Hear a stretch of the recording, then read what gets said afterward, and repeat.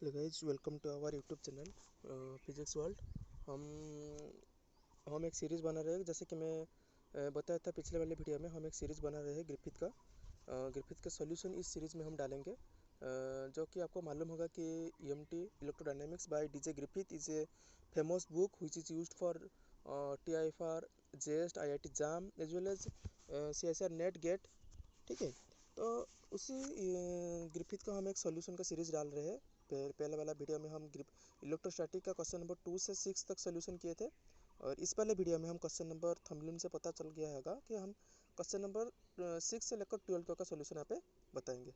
ऐसे अगली वीडियो में भी हम नेक्स्ट क्वेश्चन को भी सॉल्व करेंगे। ऐसे एक हम सीरीज़ बना रहे हैं। इस सीरीज़ में हम ट्राई करेंगे कि हर एक इम्पोर्टेंट क्वेश्चन को हम कवर कर सकें और डिटेल सॉल्यूशन में हम जा सकें। ठीक है, तो वीडियो शुरू करते हैं। शुरू करने से पहले मैं बता देना चाहता हूँ कि आप हमारा यूट्यूब चैनल को सब्सक्राइब कर लीजिएगा, ताकि आप हम जब कि इसे नए नए वीडियो अपलोड करेंगे तो आपको नोटिफिकेशन चल जाए। ठीक है, इसके अलावा हमारा एक टेलीग्राम चैनल भी है। टेलीग्राम चैनल में आप ज्वाइन भी हो सकते हैं। उस चैनल में हम डिफरेंट गाइड बुक का सॉफ्ट कॉपी भी सेंड कर रहे हैं। इसके अलावा जबकि कुछ एग्ज़ाम का नोटिफिकेशन आए तो हम तुरंत आपको नोटिफाई कर दे। ठीक है, ओके। तो अब हम सॉल्यूशन करते हैं क्वेश्चन नंबर 6 का। क्वेश्चन नंबर 6 बोल रहा है कि यहाँ पे एक फ्लैट सर्कुलर डिस्क दिया गया है, और फ्लैट सर्कुलर डिस्क के सेंटर से जेड अब हमारा ऑब्जर्वेशन पॉइंट है। हमारा ऑब्जर्वेशन पॉइंट कहाँ है? इस फ्लैट सर्कुलर डिस्क का सेंटर से जेड डिस्टेंस पे हमारा ऑब्जर्वेशन पॉइंट है। और हम जैसे कि आप डायग्राम में दिखा रहे हैं सॉल्यूशन में, आप थोड़ा मोबाइल को रोटेट भी कर लीजिएगा। तो देखिए ये हमारा हो गया फ्लैट सर्कुलर डिस्क। यहाँ पे हो गया हमारा P is the observation point. ठीक है, तो सर्कुलर प्लेट एक surface charge density carrying object है। तो यह हमारा क्या कर रहा है कि सरफेस चार्ज को कैरी कर रहा है। तो इसके लिए हम फॉर्मूला बताए थे कि इलेक्ट्रिक फील्ड का एक्सप्रेशन क्या हो जाएगा, 1/4πε0 sigma dA by R square. R square क्या है? आर क्या है? हमारा सोर्स से लेकर ऑब्जर्वेशन पॉइंट तक के डिस्टेंस। ठीक है, सोर्स से लेकर ऑब्जर्वेशन पॉइंट तक का डिस्टेंस हमारा क्या हो गया? आर आ गया। देखिए यहाँ पे हम फॉर्मूला पे जब डी ए यूज कर रहे हैं, डी ए जो यूज कर रहे हैं, सॉरी माफ कीजिएगा, इस फॉर्मूला पे हम जब डी ए यूज कर रहे हैं, देखिए यहाँ पे फिगर में हम डी ए ये वाला एलिमेंट को हम डी ए ले रहे हैं। ये हो गया हमारा ऑब्जर्वेशन पॉइंट, पी हो गया हमारा ऑब्जर्वेशन पॉइंट। तो डी ए से लेकर from source d a to observation point P is the r. यहाँ पे हम आर डैश यूज कर रहे हैं क्योंकि जो d a element from the centre of the circular disc, उस डिस्टेंस को हम आर लिए हैं, तो ये वाला डिस्टेंस को हम आर डैश ले रहे हैं। ठीक है, ओके। तो देखिए ये वाला डी ए एलिमेंट के लिए, ऊपर वाला डी ए एलिमेंट के लिए यहाँ पे इलेक्ट्रिक फील्ड का एक्सप्रेशन क्या हो जाएगा? D E. यदि नीचे भी हम एक वैसे ही एरिया एलिमेंट लिए जो कि आर डिस्टेंस बिलो है, उसका भी डी ए एलिमेंट हो जाएगा। ओके, तो जब हम उसको वेक्टर रिजोल्यूशन करेंगे, उसका दो कंपोनेंट आ जाएगा, एक डी ई साइन थीटा और एक डी ई कॉस थीटा। ठीक है, और ऊपर वाला का भी ऐसे ही डी ई साइन थीटा नीचे आ जाएगा और D E cos theta along the positive Z axis आ जाएगा। तो देखिए नीचे वाला का डी ई साइन थीटा ऊपर आ रहा है, ऊपर वाला का D E sine theta towards down आ रहा है। तो ये जो डी साइन थीटा बोथ का opposite to the opposite side में रह रहा है, तो ये क्या हो जाएगा? आपका कैंसिल आउट होके जीरो हो जाएगा। तो ओनली कौन सा कंपोनेंट रहेगा जो कि एलोंग पॉजिटिव जेड एक्सिस रह रहा है? वो वाला कंपोनेंट क्या है? D E cos theta. ठीक है, तो हमारा resultant electric field at point P क्या हो जाएगा? डी ई कॉस थीटा का इंटीग्रेशन। ठीक है, यहाँ पे डी का एक्सप्रेशन क्या हो जाएगा? 1/4πε0 sigma D A by R square. और कॉस थीटा का एक्सप्रेशन क्या हो जाएगा? मैं थोड़ा इसको मिटा कर आपको दिखा दे रहा हूँ कि कॉस थीटा का एक्सप्रेशन हो जाएगा, यदि हम इसको थीटा एंगल ले रहे हैं तो आपका कॉस थीटा हो जाएगा क्या? कॉस थीटा हो जाएगा जेड बाई आर। यहाँ पे जो हम यूज किए हैं z by r d s, sorry r d s is the hypotenuse. ठीक है, ये हो गया आपका राइट एंगल। तो आर डी एस को हम क्या लिख सकते हैं? R square plus z square का रूट ओवर। ठीक है, तो यहाँ पे डी ए देखिए, और एक बात समझने के लिए यहाँ पे है, जो हम D A area element use कर रहे हैं, वो एरिया एलिमेंट हम प्लेन पोलर कोऑर्डिनेट में लेंगे, क्योंकि ये जो डिस्क का शेप है ये एक सर्कुलर शेप में है, तो इसके लिए हमारा plane polar coordinate is the convenient for this circular disc. ठीक है, तो यहाँ पे हम डी एलिमेंट को क्या ले सकते हैं, r d r d phi. हम डी फाई क्यों यूज किए, यहाँ पे देखिए पहले हम थीटा एंगल यूज कर चुके हैं, तो हम थीटा के अलावा यहाँ पे फाई एंगल यूज कर रहे हैं। मान के चलिए कि ये D A length area element आपको फाई एंगल में है, मैं दिखा रहा हूँ। यहाँ पे देखिए ये हो गया हमारा ओरिजिन, लेट ये हो गया हमारा एरिया एलिमेंट। ठीक है, तो ये हो गया हमारा आर और ये हो गया हमारा फाई। यदि इस लेंथ आर एलिमेंट को एरिया एलिमेंट को यदि हम 2 पाई एंगल में रोटेट करेंगे तो ये एक सिमेट्री में कवर कर लेगा, मतलब कि यार जहाँ पे था वहाँ पे फिर से आके रह जाएगा। ऐसे हम आर को यदि 0 टू कैपिटल आर तक इसको एक्सटेंड कर देंगे, capital R which is the radius of the circular disc, तो ये सारा एरिया को कवर कर लेगा। तो यहाँ पे डी ए एलिमेंट जो area element of the plane polar coordinate system क्या हो जाएगा, r d r d phi. ठीक है, डिफरेंट कोऑर्डिनेट सिस्टम के लिए हम एक सेपरेट वीडियो बनाएंगे। उस सेपरेट वीडियो में हम area element, length element, volume element, gradient, divergence, call, scale factor से लेकर कैसे आप उसको निकाल सकते हैं, तो वो वाला हम डिस्कस करेंगे एक सेपरेट वीडियो में। ठीक है, ओके। यहाँ पे डी फाई का लिमिट मैं बता चुका हूँ कि 0 टू 5 होगा, क्या होगा डी फाई का लिमिट, और आर का लिमिट क्या हो जाएगा, 0 to capital R which is the radius of the circular disc. इसको यदि हम सॉल्व करेंगे तो ये वाला आपका सोल्यूशन आ जाएगा। ठीक है, ओके। इसको इंटीग्रेट करने के बाद क्या आएगा, देखिए इंटीग्रेट करने के बाद ये वाला आपका हुआ -1/r² + z² का रूट ओवर आ जाएगा, और लिमिट क्या आ जाएगा, 0 टू कैपिटल आर। तो ये हो जाएगा आपका फाइनल आंसर। ठीक है, आप वीडियो को पॉज करके स्टेप बाय स्टेप का सोल्यूशन देख सकते हैं। यदि आप कहीं भी आप डाउट में पड़ गए तो आप कमेंट भी कर सकते हैं। ठीक है, ओके। तो यह हो गया आपका फाइनल सोल्यूशन इंटीग्रेशन करने के बाद।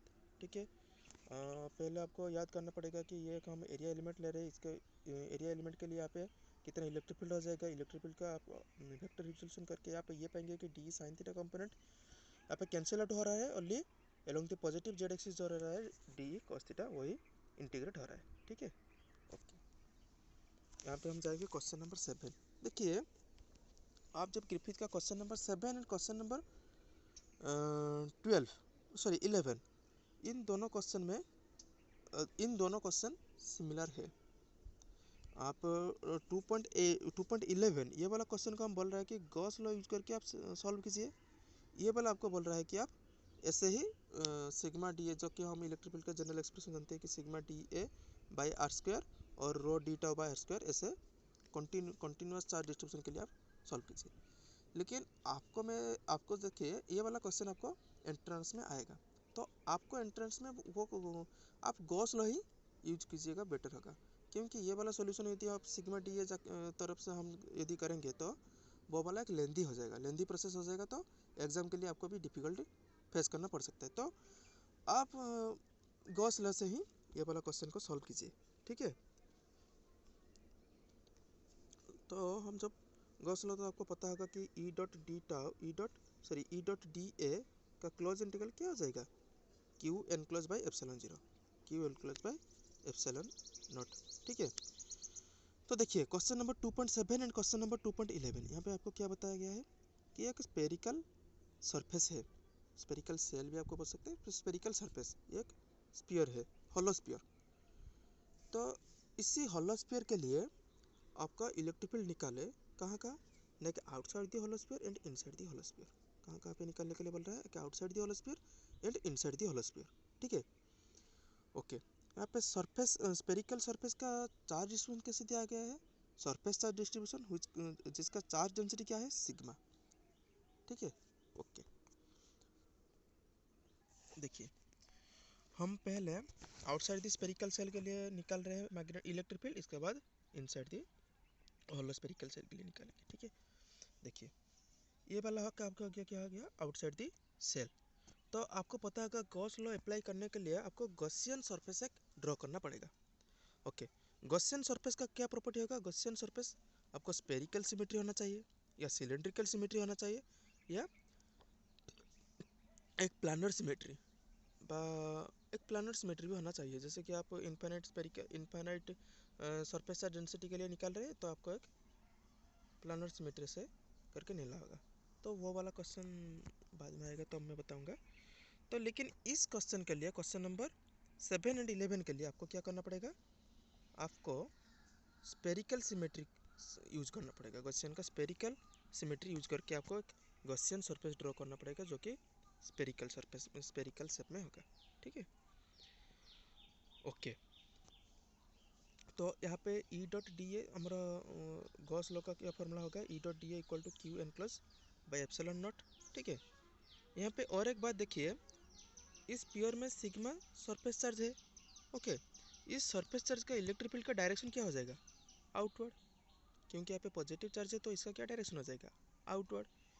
यदि हम एरिया एलिमेंट, स्फीयर का एरिया एलिमेंट बस स्फीयर का एक एरिया का वेक्टर क्या हो जाएगा, वो भी आउटवर्ड हो जाएगा।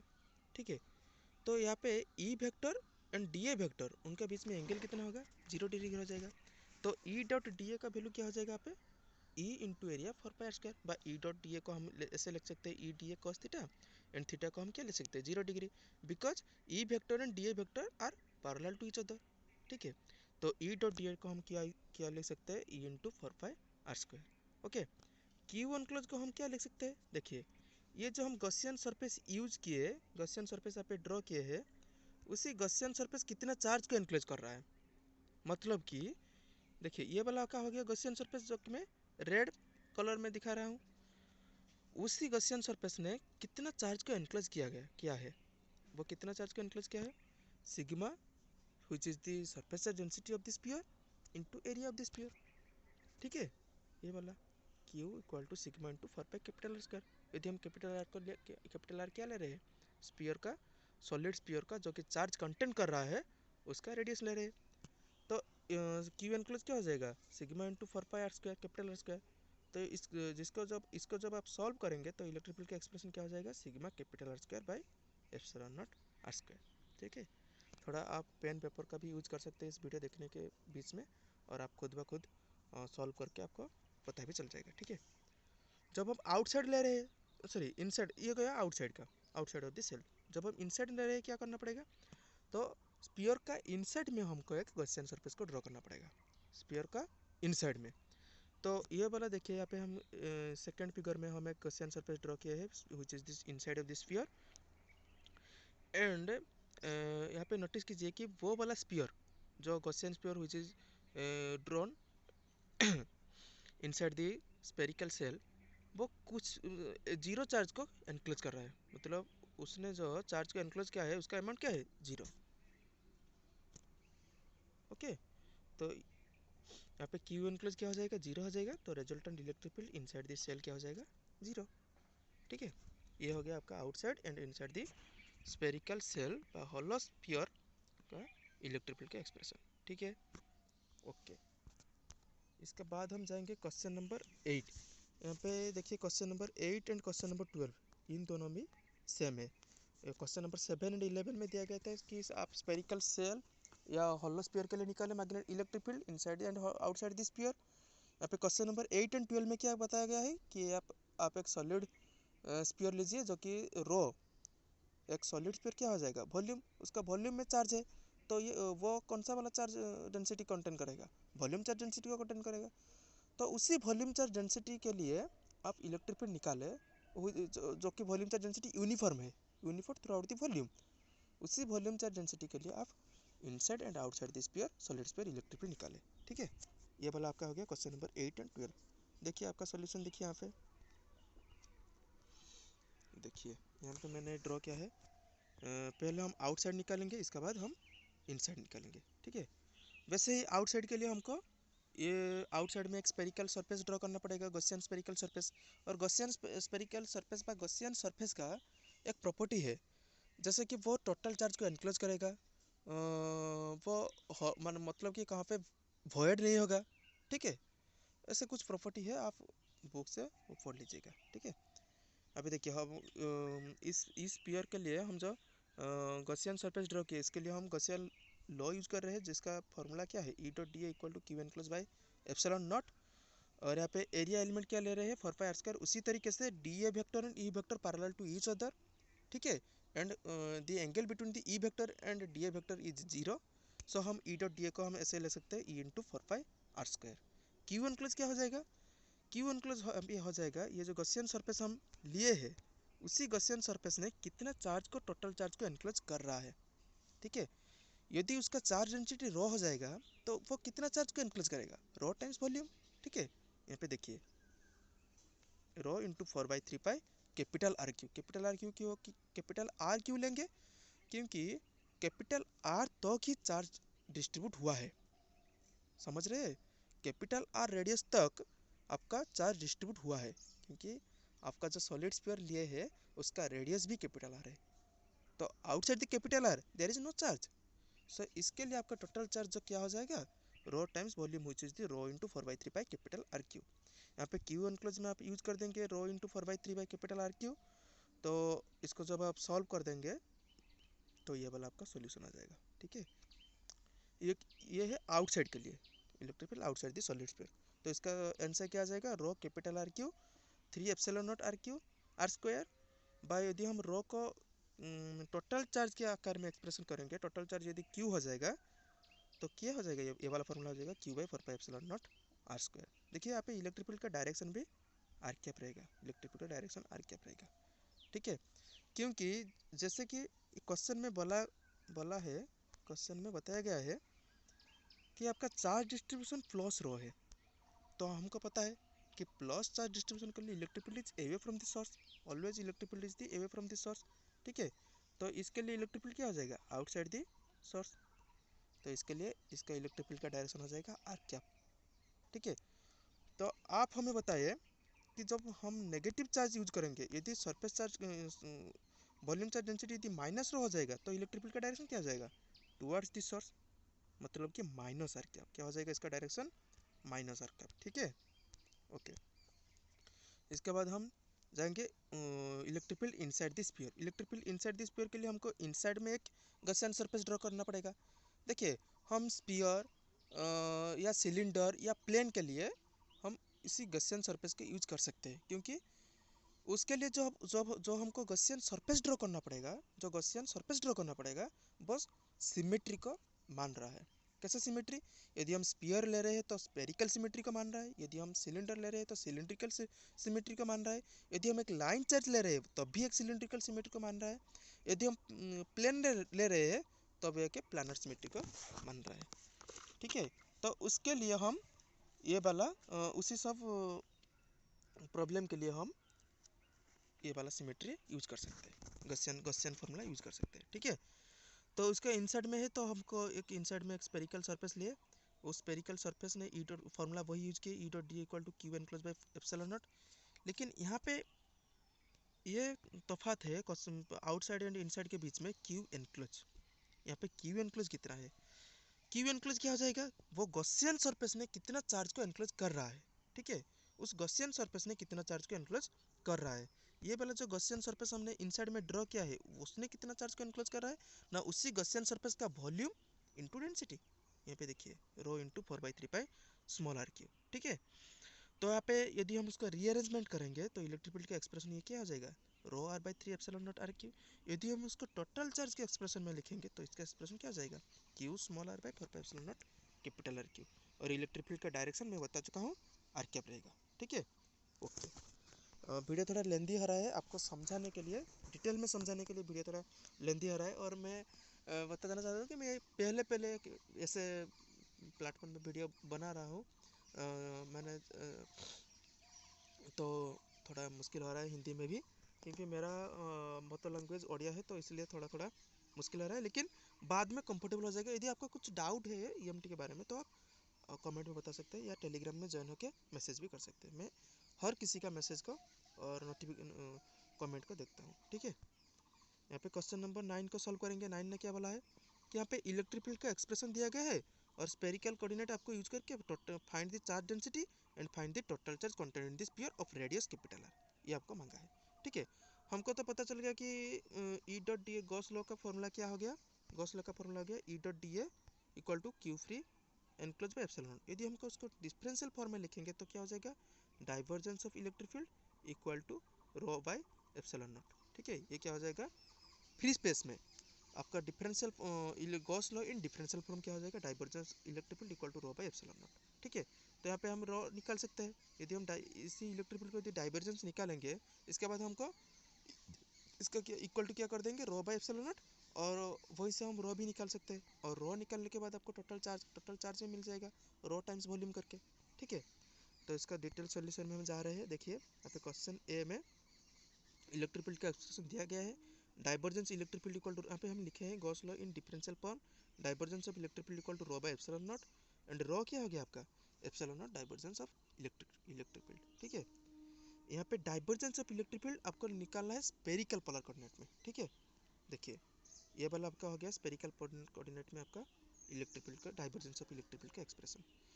जैसे कि क्वेश्चन में बताया गया है कि इलेक्ट्रिक फील्ड का ओनली रेडियल कंपोनेंट दिया गया है, इसलिए हम डाइवर्जेंस ऑफ इलेक्ट्रिक फील्ड का भी ओनली रेडियल कंपोनेंट ले रहे हैं। ठीक है, ओके, देखिए तो ये वाला हो गया आपका डाइवर्जेंस ऑफ इलेक्ट्रिक फील्ड का expression 1/r² sin theta into del by del R. आप वीडियो को पॉज करके भी थोड़ा इसको सॉल्व कर सकते हैं पेन पेपर यूज करके। ठीक है, यहाँ पे हो जाएगा आपका KRQ into r² sin theta. Okay, sine theta आपका कैंसिल हो जाएगा क्योंकि यहाँ पे derivative partial derivative with respect to R मांग रहा है। ठीक है, तो उसका डेरिवेटिव क्या आ जाएगा, k टाइम्स 5r4। ठीक है, यदि r² यहाँ पे कैंसिल हो जाएगा तो आपका आंसर क्या आ जाएगा, 5k epsilon naught r² which is the charge density. ठीक है, यह वाला आपका आ गया क्या solution of question number A. इसके बाद हम जाएंगे question number B. Question number B क्या मांगने के लिए बोला है कि total charge which is the total, what is the total charge. ठीक है, तो यहाँ पे रो हमको क्या मिला, 5k epsilon naught r², rho D भी हम स्पेरिकल पोलर कोऑर्डिनेट यूज कर रहे हैं, डी क्या फॉर्मूला हो जाएगा, r² sin theta dr d theta d5, और रो का एक्सप्रेशन हो जाएगा 5k एप्सिलॉन नॉट r²। ठीक है, ओके, थीटा आर का लिमिट हो गया 0 to capital R which is the radius of the spherical solid sphere. Okay, theta का लिमिट हो गया 0 टू फाई का लिमिट हो गया 0 टू 2 पाई। ओके, इसको हम इंटीग्रेट करने के बाद सॉल्यूशन क्या पाए, 25 के एप्सिलॉन नॉट r² r⁵/5, और यहाँ पे 5 को 20 से निकालने के बाद क्या हो गया आपका एक्सप्रेशन 4 पाई के एप्सिलॉन नॉट r⁵। ठीक है, ये हो गया आपका टोटल चार्ज का एक्सप्रेशन। इसके बाद हम नेक्स्ट क्वेश्चन में जा रहे हैं, question number 10 which is the last question of the video. Don't worry, the I know the video lengthy हो रहा है, लेकिन आपको डिटेल सॉल्यूशन के लिए आप इससे वीडियो लेंथी हो रहा है। ओके, यहाँ पे क्वेश्चन नंबर 10 में बताया गया कि यह फिगर दिया गया है और इसी फिगर के लिए इस शेडेड पार्ट में कितने इलेक्ट्रिक फ्लक्स लिंक है। ठीक है, यदि हम इसी 2.17 फिगर को यदि रीअरेंज करेंगे तो हमको पता चलेगा कि ये वाला एक क्यूब का पार्ट है। ये वाला हिस्सा जो हम शेडेड कर रहे हैं ये एक क्यूब का पार्ट है। उसी क्यूब में जो यहाँ पे हम शेडेड किए हैं, जो जिस रीजन को हम शेडेड किए हैं, उसी शेडेड रीजन के तरह 24 वैसा ही शेडेड रीजन पाएंगे। ठीक है, मतलब आपका टोटल फ्लक्स यदि हो जाएगा phi E which is the Q by epsilon naught, तो flux through the shaded part क्या हो जाएगा ना, टोटल फ्लक्स का 24th टाइम, 1/24th टाइम। ठीक है, यदि आपका टोटल फ्लक्स होएगा फाई ई, तो आपका flux through the shaded region क्या हो जाएगा ना, फाई ई डिवाइड बाई 24, क्योंकि वही शेडेड रीजन यदि 24 टाइम रिपीट होगा तो वो एक क्लोज क्यूब होगा, जिस क्लोज क्यूब ने आपका क्यू चार्ज को एनक्लोज किया होगा, जैसे कि यहाँ पे फिगर में दिखाया गया है। ठीक है, थोड़ा फिगर को आप वीडियो को पॉज करके भी यहाँ पे देख सकते हैं कि सोल्यूशन कैसे आ रहा है। Okay, 5e/24 q/24 epsilon not which is the electric flux through the shaded region. ठीक है, ओके, वीडियो थोड़ा लेंदी हो गया, इसके लिए मैं माफ़ी मांगता हूँ। आप हमारा, मैं और एक बार बता दे रहा हूँ कि आप हमारा टेलीग्राम चैनल को ज्वाइन कर लीजिएगा, जिसका लिंक मैंने डिस्क्रिप्शन में दे रखा है, और इसी पीडीएफ का जो सॉल्यूशन मैं यहाँ पे बताया पीडीएफ के आकार में, तो वो उसी पीडीएफ का भी मैं ड्राइव का लिंक मैंने डिस्क्रिप्शन में दे रखा हूँ। आप वीडियो को लाइक कर दीजिएगा, सब्सक्राइब कर दीजिएगा, और इतने देर तक पेशेंस लेके बैठने के लिए आपको थैंक यू। एंड अगले वीडियो तक आपको बाय। ठीक है।